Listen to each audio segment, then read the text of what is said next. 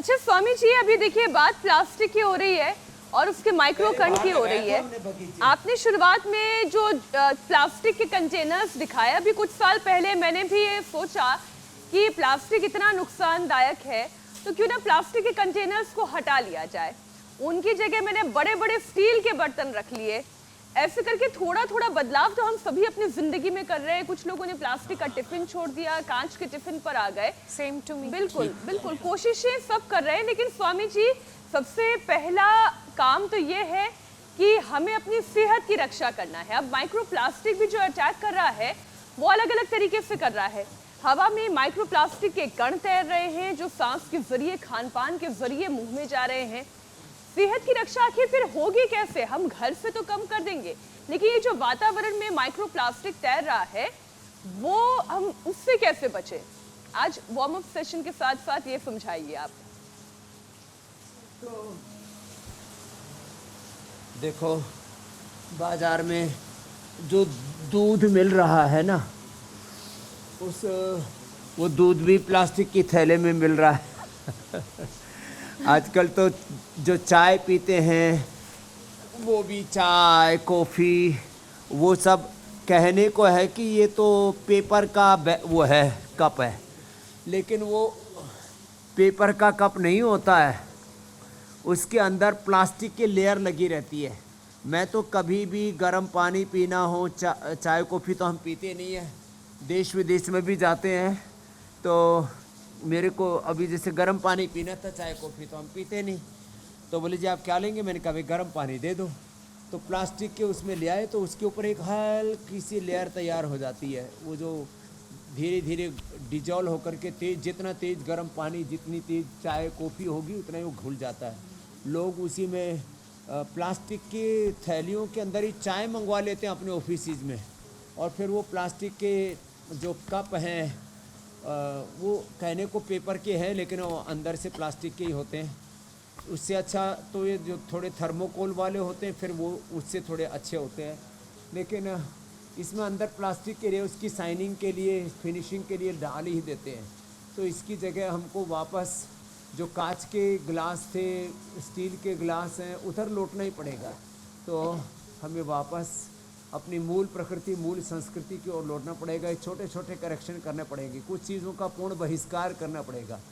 तो प्लास्टिक का बहिष्कार, केमिकल्स का, सिंथेटिक चीज़ों का, केमिकल, एनिमल बेस्ड, ये जितने भी ऐसी बहुत सारी चीज़ें हैं वो हमारे घरों में घुसी हुई हैं। हमारे डाइनिंग रूम में, हमारे ड्राइंग रूम में, हमारे बेडरूम में, हमारे बाथरूम में, हमारे किचन में, ऐसी बहुत सी चीज़ें। मुझे तो ऐसा लगता है यदि एक एक तत्व की ओर हम गहराई से दृष्टि डालें, एक एक पदार्थ की ओर, तो करीब 50% चीज़ों को, जो कचरा है हमारे यहाँ और हमारे लिए खतरा है, उसको अपने घरों से हटाना पड़ेगा, उससे अपने आप को डिटैच करना पड़ेगा।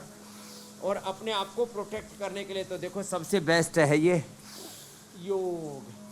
100 बार तक का हमने संकल्प दिलाया हुआ है, और जब ऐसे कर लेंगे ना तो देखो ऐसे ये, और जो पूरा कर सके ना ऐसे, ये ऐसे ऐसे, और फिर थोड़ा और मजबूत होना है तो ये 100 साल तक मेरुदंड अच्छा रहेगा। 100 साल तक पूरा स्ट्रक्चर, हार्डवेयर, सॉफ्टवेयर सब अच्छा रहेगा। 100 साल तक युवा रहेंगे, एवर यंग रहेंगे। ये पावर योगा रोज करवा देते हैं हम तो। और जो अंदर घुसा हुआ है ना सारा कचरा, सारा पोल्यूशन, प्लास्टिक का पोल्यूशन, देखो कितने प्रकार का पोल्यूशन, प्लास्टिक का pollution, air pollution, water pollution. अब इतना शुद्ध पानी तो कहाँ मिलेगा जो यहाँ मिल रहा है? ये तो अद्भुत है। यहाँ तो ऐसे शुद्ध जल है, और ये वर्षा वाला जल किसी को मिल जाए ना फिर तो कहने ही क्या है। ये तो सबसे शुद्ध पानी होता है। पानी पोल्यूटेड है, जमीन, वाटर, अर्थ, मिट्टी प्रदूषित है, जल प्रदूषित है, हवाएं प्रदूषित हैं, खान पान प्रदूषित है, और सारा प्रदूषण अपने भीतर घुस गया है। पॉलिटिकल पोल्यूशन और है, सोशल पोल्यूशन और है, और कुछ जगह तो आजकल सोशल मीडिया में इतना पोल्यूशन मेरे वायरल अलावा तो हम थोड़ा सा ही ले पाते हैं। कितनी फेक न्यूज चलती है, फेक इंफॉर्मेशन व्हाट्सएप यूनिवर्सिटी में घूमती रहती है। तो ये सब प्रकार की गंदगी से अपने आप को बचाना है तो एक बार सुबह सुबह हमारे साथ ये दंड बैठक लगा लिया करो। जो मजबूत है वो तो ऐसे ही कर लिया करो, या ऐसे। स्वामी जी, अब इको फ्रेंडली एनवायरनमेंट बनाना है तो आपसे सीख तो लेनी पड़ेगी, प्रकृति के बीच में रहना पड़ेगा। और अगर मेट्रो शहरों में रह भी रहे हैं तो आसपास पौधारोपण करना पड़ेगा, वृक्षारोपण करना पड़ेगा। स्वामी जी, एक बड़ी मशहूर कहावत है, एक हाथ ले एक हाथ दे, जो हम करवा रहे हैं। जो प्लास्टिक का कचरा हम कुदरत को दे रहे हैं वही हवा के जरिए, पानी के जरिए वो हमें लौटा रही है। स्टडी ये बताती है कि हर हफ्ते एक क्रेडिट कार्ड के बराबर का प्लास्टिक यानी कम से कम 5 ग्राम नैनो प्लास्टिक इंसान के शरीर में जा रहा है, जो heart, lung, liver, kidney, brain के लिए खतरा बन रहा है। स्वामी जी, लोग सिंगल यूज प्लास्टिक का इस्तेमाल आखिर कब बंद करेंगे? पूरी ड्राइव चलती है कि सब्जियों के लिए अपना जूट का थैला, कपड़े का थैला लेकर जाएं, लेकिन फिर भी लोग एक्सपेक्ट करते हैं कि सब्जी वाला जो है उसे प्लास्टिक की एक थैली में सब्जी पैक करके दे दे। ना लोग लेना बंद कर रहे हैं और ना विक्रेता बेचना बंद कर रहे हैं।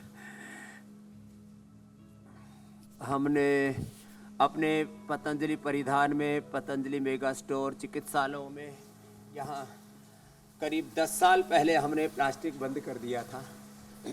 तो आपने ठीक कहा कि लोग एक थैला, पहले ना सब्जी मंडी में ले जाते थे तो गांव की भाषा में बोले तो एक झोला लेके जाया करते थे। झोला, बिल्कुल ठीक। तो आजकल तो बहुत हल्के वस्त्रों के बहुत सुंदर सुंदर से जो है बैग आ गए हैं, उनको ले जाना चाहिए। छोटे छोटे हमने कहा ना इनिशिएटिव लेने पड़ेंगे। मैं पूरी दुनिया में देखता हूँ, अमेरिका से, यूरोप से लेकर के पूरे मिडिल ईस्ट से लेकर के पूरी दुनिया में अब ये जागृति बहुत आई है। तो यूज एंड थ्रो, हर चीज़ को यूज एंड थ्रो नहीं हम इसको रख सकते। हमें बहुत सारे इनिशिएटिव लेने ही पड़ेंगे और उसमें फिर खाने पीने की चीज़ों में भी कचरा। एक तो प्लास्टिक का, आपने तो ये तो मैंने ध्यान ही नहीं दिया था, हर सप्ताह 5 ग्राम के करीब, ये तो कुछ ज़्यादा ही मात्रा हो गई। तो ये तो कैसे निकालेंगे फिर? ये योग करना पड़ेगा, बस्ती करनी पड़ेगी, पंचकर्म षटकर्म करना पड़ेगा, उपवास करना पड़ेगा, पानी थोड़ा ज़्यादा पीना पड़ेगा और उसमें भी सर्वकल्प, कायाकल्प का काढ़ा, अर्जुन की छाल, दालचीनी का काढ़ा पी करके अपने हार्ट को हेल्दी बनाना पड़ेगा, मेधा क्वाथ पी करके दिमाग का कचरा निकालना पड़ेगा, सर्वकल्प कायाकल्प पी करके आंतों का कचरा निकालना पड़ेगा, स्किन का कचरा निकालने के लिए फिर एलोवेरा जूस पीना पड़ेगा, एलोवेरा जेल, एलोकांति लगाना पड़ेगा, और ये कचरा जो अंदर किडनी में घुस गया उसके लिए गोखरू का पानी पीना पड़ेगा, जो कि आटे की रोटी खानी पड़ेगी। चारों तरफ प्लास्टिक घुसता है ना, जहाँ जहाँ जाता है, ब्रेन से लेके, आँखों से लेके, कानों से लेकर के, हमारे फेफड़ों से लेकर के, थायराइड से लेकर के, दिल से लेकर के, लीवर, किडनी, आंतों को, स्किन को, हड्डियों को, बोन्स को, ब्लड को गड़बड़ कर देता है। ये जो ब्लड कैंसर बढ़ रहा है उसमें एक कारण ये भी है। तो 100 बार, एक तो मैंने भुजंगासन का नियम दिलवाया है, 10-10 बार करके रोज बढ़ाना है और 100 बार तक पहुंचना है सबको। पत्थर चटा भी आज बताएंगे, बहुत महत्वपूर्ण है।